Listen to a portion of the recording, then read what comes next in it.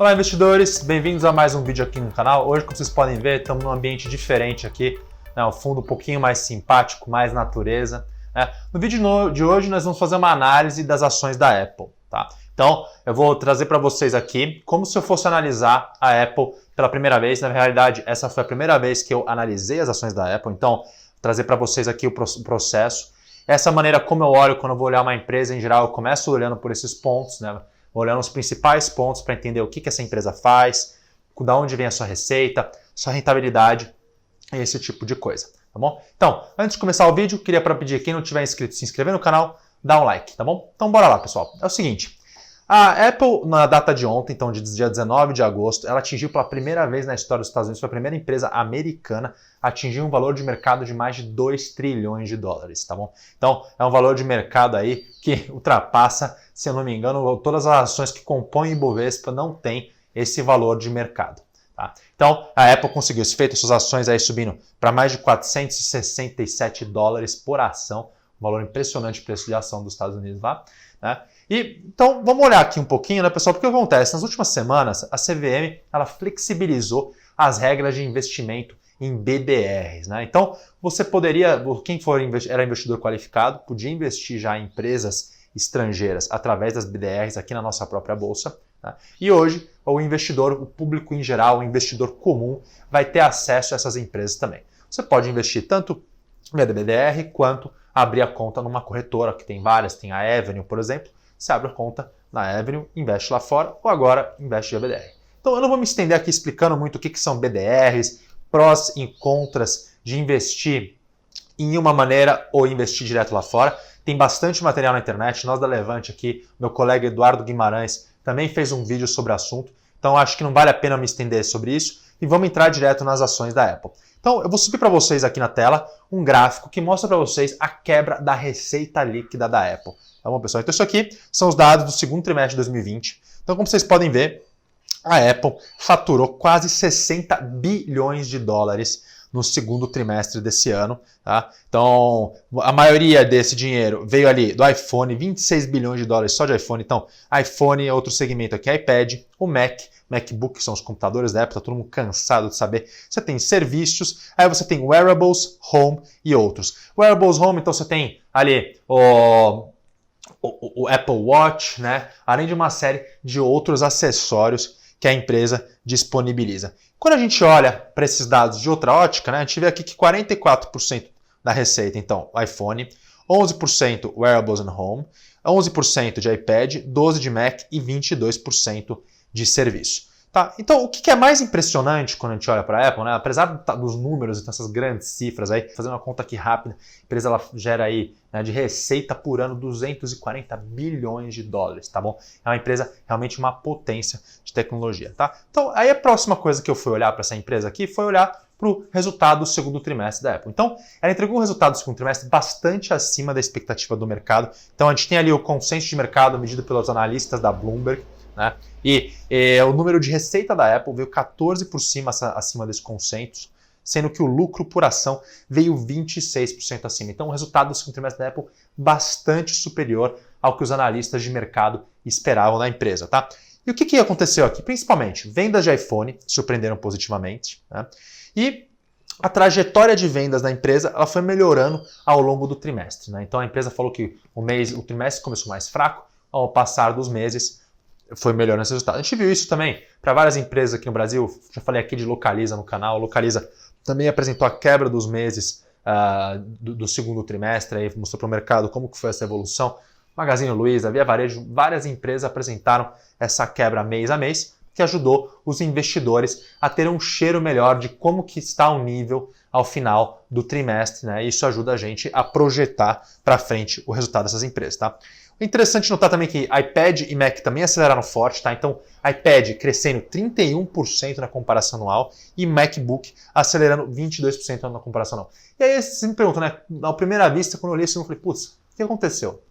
Qual que é a explicação para isso, né? A explicação é que com o movimento de home office e homeschooling, home teaching, né? Então das pessoas estarem tendo aula em casa, as pessoas comprar mais computador e mais iPad para poder fazer essas reuniões em casa com mais praticidade, fazer as suas aulas em casa com mais praticidade, tá bom? Então, realmente, a empresa se beneficiando nesse momento, de pandemia, né? Das pessoas ficando mais em casa, precisando melhorar os seus dispositivos aí para ter um melhor acesso à internet, melhor qualidade de vídeo, mais praticidade, né? Então, é interessante notar, então, conjuntando todas essas coisas, iPad no bem, MacBook no bem, iPhone no bem também, que é surpreendente nesse trimestre pensar nas pessoas comprando mais celular, né? Então, a empresa não explicou exatamente o que aconteceu para isso ter... qual foi a explicação disso, né? Mas dá para imaginar, né, pessoal? Então, muita gente fazendo home office acaba precisando gerar, muita pessoa gerando conteúdo, né? Nós aqui da Levante mesmo, né? Então, gerando mais conteúdo em casa, às vezes você precisa trocar por um celular de melhor qualidade, melhor resolução de vídeo, né? Então, é uma coisa que nesse momento realmente parece que faz sentido e está refletindo o resultado dela. Juntando tudo isso, a gente viu um crescimento da receita dela de mais de 10% na comparação anual. Então, bastante forte para uma empresa que já vinha crescendo nos últimos trimestres, né? Então, quando a gente olha para os últimos trimestres da Apple, desde o do segundo trimestre do ano passado, esse foi o crescimento anual, né? Então, com uma comparação anual mais forte dos últimos 4, 5 trimestres para a empresa, tá? Então, um número bastante impressionante. Então, a próxima coisa que eu olhei aqui quando eu fui analisar a Apple foi lá quanto que essa empresa investia em pesquisa e desenvolvimento. Então, estou subindo mais um gráfico para vocês, que a gente produziu aqui para vocês, que mostra quanto da sua receita líquida a empresa investiu em P&D. Então, você pode ver que nos anos 2000, a empresa deu uma acelerada no seu P&D, chegou ali, o P&D começou a cair, né? Então, teve uma queda no investimento, tá? Então, como percentual da receita, só que aqui é interessante notar que mesmo com essa queda, ali caindo para o ponto mais baixo em 2011, o valor em dólares, né, medido em números absolutos da empresa, só aumentou. Então, em 2019, a gente tem ali em 2020, a gente tem uma expectativa de 19 bi de dólares de investimento em pesquisa e desenvolvimento. Então, a empresa que está investindo quase 20 bilhões de dólares em pesquisa e desenvolvimento todo ano. Tá uma quantia bastante razoável, aí, bem alta, né, 7% da sua receita.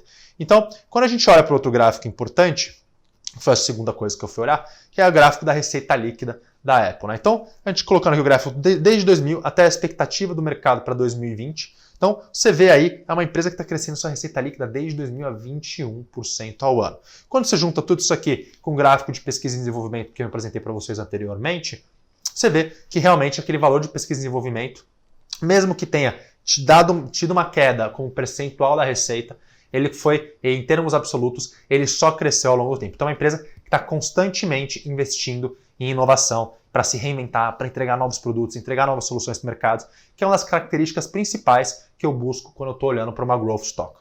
Tá, pessoal? Então, aí o próximo indicador que eu fui olhar aqui foi o lucro líquido, né? Então eu olhei ali, vi quanto que ela investe em pesquisa e desenvolvimento, vi quanto que ela estava tendo de receita, crimento da receita, dei uma olhada quanto ao ano essa empresa está crescendo. E a próxima coisa, cheguei no lucro líquido dela. E aqui é bastante impressionante e bem interessante também notar que a empresa cresceu 21% ao ano sua receita, mas o seu lucro cresceu a 28% ao ano. Quando a gente pega isso, né, nesse período de tempo de 20 anos, esses 7 pontos percentuais a mais ao ano que a Apple cresceu o seu lucro, e quando você faz os juros compostos, né, isso de maneira composta em 20 anos, é um valor altíssimo, tá bom, pessoal? Então, pessoal, quando a gente olha para esse crescimento do lucro por cento, 7% ao ano a mais, que a Apple cresceu o seu lucro líquido em relação à receita, né? Então de 21% para 28%, e a gente acumula isso ao longo de 20 anos, quer dizer que a Apple cresceu o seu lucro 287% a mais do que a receita, tá? Então, um valor bastante impressionante. Então, é uma empresa que está crescendo e está crescendo melhorando a sua rentabilidade, o que é bastante importante quando a gente está fazendo uma análise, né? Então, uma boa growth stock é uma empresa que tem margens de lucro alta, né, e consegue entregar a rentabilidade, né? Então, entrando nesse próximo ponto, que é a análise seguinte, é olhar para a margem de lucro líquido dela, né? Então, não adianta você estar crescendo o seu lucro e a sua margem em relação à receita está piorando, né? Se a Apple, né, é uma coisa meio lógica, mas às vezes para alguns não tanto, mas se ela está crescendo o seu lucro mais do que a receita, quer dizer que a margem, por consequência, está melhorando, o que esse gráfico aqui mostra para a gente também. Então, a empresa, nos anos 2000, sendo uma margem de 5, chegou a chegar quase perto de 0 em 2002 ali, e agora, atualmente, essa margem de lucro líquido rodando a 20% ao ano, uma margem bastante impressionante, principalmente para o nível de crescimento que essa empresa está entregando, né? Então, quando a gente olha para empresas do e-commerce brasileiro, aqui tem algumas gerando prejuízo ainda, né? Agora, nesse ano, do ano passado para cá, já começaram a melhorar seus resultados, né? Então a gente tem uma Via Varejo que está entregando prejuízo, acelerando, Magazine, mas todas aí não tem uma margem líquida maior que 10%, e a Apple com uma margem na faixa dos 20%, que é bastante impressionante. Por último, a última coisa que eu olhei aqui para entender um pouco melhor, fazer essa análise preliminar de quem é essa empresa, né? Quanto que ela investe em pesquisa e desenvolvimento, qual é a rentabilidade dela, a gente olhou para o retorno do seu capital investido. Tá? Então, quando a gente olha para o retorno do seu capital investido da empresa, a gente também vê números bastante impressionantes. Né? Então, é uma empresa aí que rodou nos últimos anos na faixa de 40% aí o seu ROI, seu retorno sobre capital investido. Tá? Então, pessoal, acho que de maneira geral, né? Então, nesse primeiro passo, que era conhecer a empresa, entender um pouquinho melhor como ela opera, qual que é o seu modelo de negócio, quais são as principais linhas de produtos, serviços, qual que é a margem desse negócio, a gente tem algumas indicações interessantes. Né? Eu já sei que essa empresa ela investe bastante em pesquisa e desenvolvimento. Tá? Eu não sei ainda o quanto essa pesquisa e desenvolvimento gera novos produtos, mas a gente acompanha, né, lançamento de iPhone quase todo ano, então a gente sabe que ela está sempre inovando, está sempre entregando novas soluções, mas é um ponto que para a próxima fase da análise eu vou olhar, né, então entender como que ela está alocando esses recursos, de que maneira. Né, e a gente ainda vê que essa empresa também, a gente viu o histórico de crescimento, então está crescendo, né, e sabe que está crescendo com rentabilidade. Né, então a partir daqui, o que eu vou olhar? Eu vou começar a entender qual que é o tamanho do mercado potencial que essa empresa tem. Então, vamos quebrar as linhas de receita dela, né? Então, vamos ver quanto que ela tem em iPhone, iPad, iMac, todas essas linhas de receita, todos os business que ela está dentro, o tamanho desses mercados hoje, o que a gente pode esperar para os próximos anos, para dessa maneira, assim, conseguir fazer o nosso valuation lá na frente, tá bom, pessoal? Então, espero que esse vídeo tenha ajudado vocês a entender um pouquinho mais do processo de investimento. Isso é só uma pequena parte, é claro. Então, foi a primeira vista da empresa. Então, a partir daqui, eu já falei, tem muita coisa, essa parte mais quantitativa de entender mercado, etc.